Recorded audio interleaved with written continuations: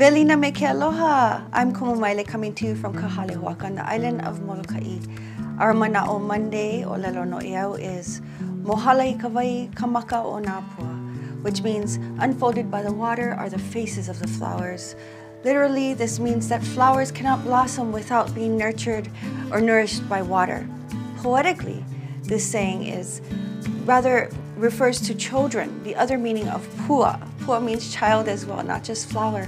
So if we water our children with love, kindness, and encouraging words, we allow them to blossom as a flower does. So repeat that again with me from the top. A'oia.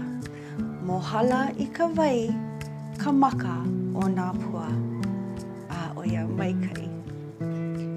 Our ha'awina, or ʻōlelo Hawaii lesson for today is how to say, how are you, in ʻōlelo Hawaii.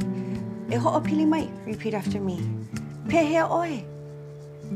Maikai no. So there are different ways you can answer when someone asks you pehea ʻoe, or how are you.